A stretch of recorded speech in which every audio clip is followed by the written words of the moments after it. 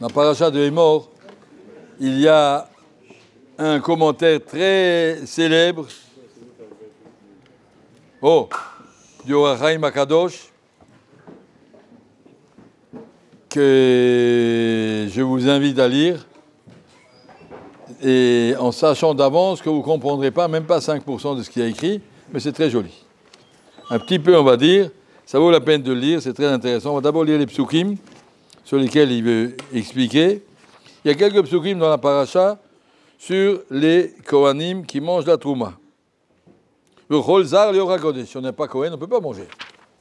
Toshav Kohen de Sahir, mais si on est employé chez le Kohen, ou bien Toshav, il habite chez le Kohen, ou bien il est employé, là, c'est pas une raison, on ne peut pas manger la trouma pour ça.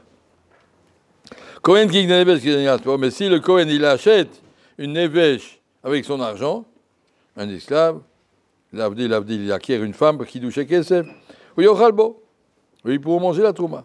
Vilid beto, les esclaves qui sont nés dans sa maison, aussi pourront manger avec lui. Uvad Kohen qui tient le Yizar, mais si la fille d'un Kohen se marie avec un Zar, un homme qui n'est pas Kohen, elle perd les droits de manger la trouma, elle est mariée avec un Zar, elle ne peut plus manger en tant que Kohenette.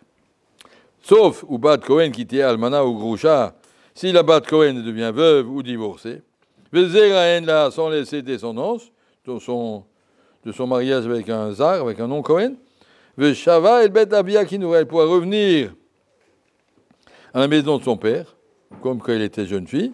Milechem Avia t'aurait mangé du pain de son père. Chol Zar lo yochal bo, mais quelqu'un qui est Zar ne peut pas en manger. Voilà, donc tout ça, ce sont des psukim qui concernent la trouma, et que le Or HaChaim Akadosh nous dit, il y a ici un remède très important sur la vie de chaque personne. Je dis encore une fois, c'est très très kabbalistique, un niveau très élevé. Je dis le remède un petit peu de ce qu'il dit. Chacun comprend ce qu'il comprend. Chaque personne est composée de 4 niveaux. Mon corps, il est soutenu par son nefesh. C'est-à-dire, mon corps, il ressent quand il a faim, quand il est fatigué, quand il est énervé, quand il est pas, paresseux, tout ça c'est le corps, ça c'est le nefesh. Après, au-dessus du nefesh, il y a le ruach. Au-dessus du corps, il y a ce qu'on appelle, en français, le sechel. Réfléchir, parler. Les animaux, ils ont un nefesh. Un homme, il a déjà un ruach. Rabbi Vadam, je dis, il a un ruach. Quand je vous il part de la ruach chaim, je vous insuffler un ruach à l'homme. On n'est pas des animaux. Les animaux, ils ont seulement un nefesh. Quand un chat est mort, il est mort. Quand il est vivant, il a seulement un nefesh. Et son nefesh a marqué, il ne monte pas dans le Gan Eden, il n'y a pas de Gan Eden pour les chiens, même s'ils sont gentils. Il y a des gens qui font un cimetière de chiens, mais il n'y a pas de Gan Eden pour les chiens. Et il est fini. Son nefesh, il s'arrête. Et comme le corps, il va dans la tombe, le nefesh, il va dans la tombe. Le ruach, il y a marqué Shava Elokim, il revient, parce que c'est Akadosh Baruch qui l'a insufflé, il va remonter là-haut. Oui, Ruach Elokim, Gan Eden, je ne sais pas quoi, comment on dit.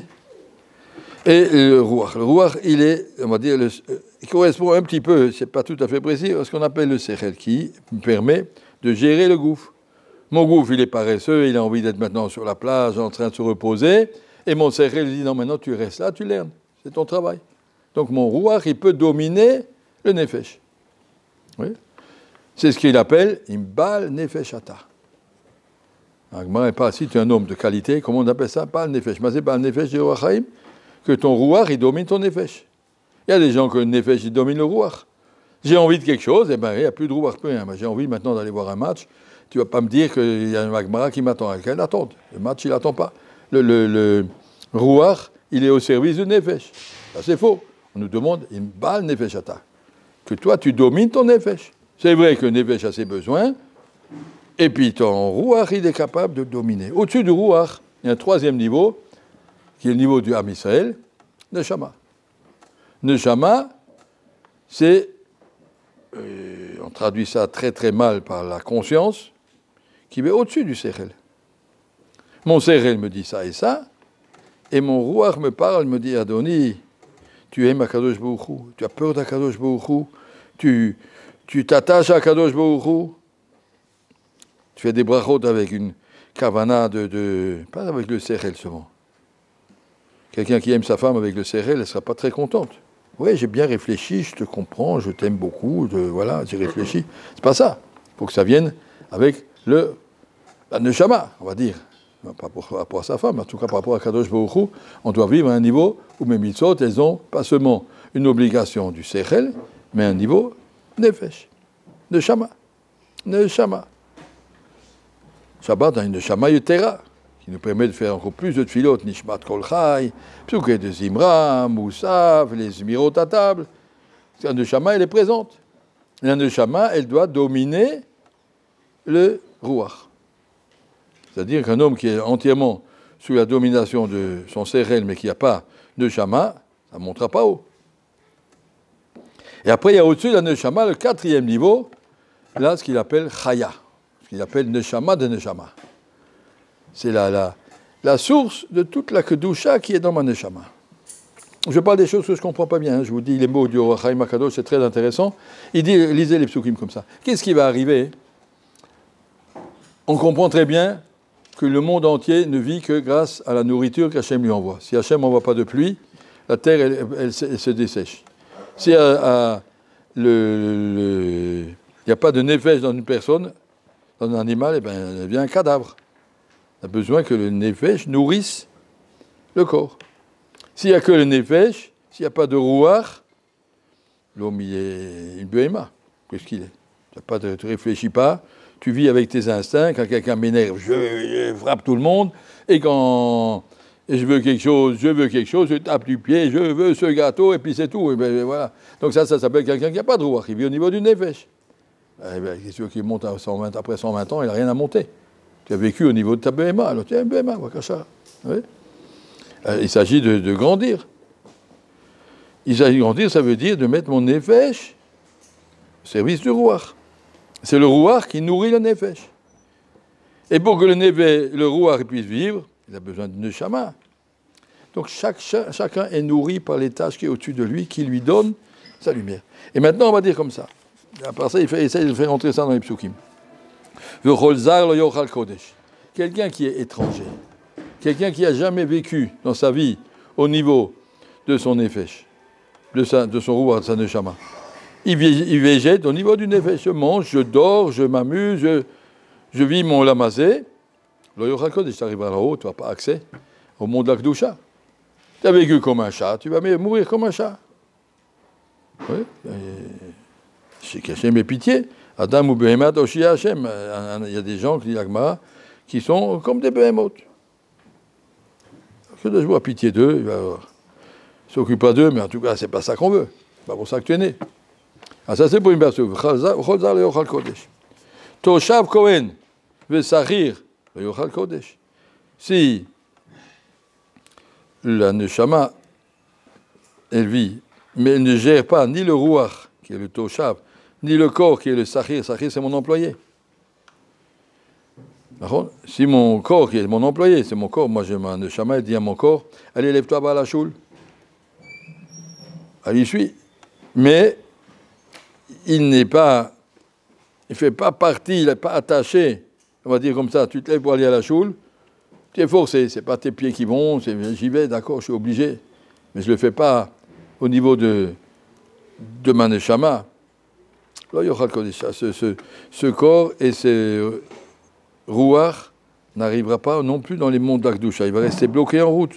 On va distribuer le Gan Eden, il sera Kohen qui yikne nefesh, quand la neshama peut acquérir ce nefesh, kinyan kaspo, pour dire c'est à moi, tu fais ce que je te dis, tu vis avec ma neshama, quand tu manges le Shem Shamaim, quand tu dors le Shem Shamaim, quand tu te douches Shem Shamaim.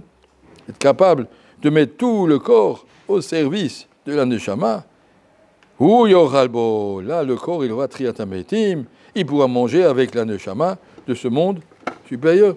Vilid beto. Il y en a aussi qui sont nés chez moi. Il explique dans Raïm Akadosh, il y a des neshamot qui sont mortes, les pauvres, et qui n'ont pas de tikkun.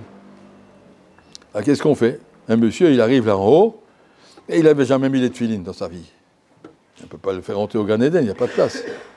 Alors on cherche, on prend un morceau de sa neshama, j'explique des choses que je ne comprends pas, mais qui sont marquées là-bas, et on le jette, on va faire une espèce de Gilgoul partiel, tu reviens dans la neshama d'un tzaddik. Comme ça, quand ce tzaddik va faire la mitzvah de tfilin avec toute sa kavana, tu vas le faire avec lui. C'est ce qu'on appelle Yelid Beto, des morceaux de neshama qui sont nés chez moi, des morceaux d'invités. Il y a des invités qui participent à ma vie, des gens extérieurs qui viennent, qui s'accrochent, et que j'essaye avec moi de les faire grandir. Ceux-là, ils pourront manger avec moi. Parfois, dans la vie, tu sens que c'est pas moi. Il y a quelqu'un qui te pousse à des choses, c'est pas moi, mais je vais l'aider, je vais me dépasser. Et quand je me dépasse, il vient avec moi, il s'accroche. Lui aussi, ça va être me toucan, peut être me taken comme ça a des histoires chez les chassidim, mais ça, c'est ce qu'il dit au Chaim HaKadosh.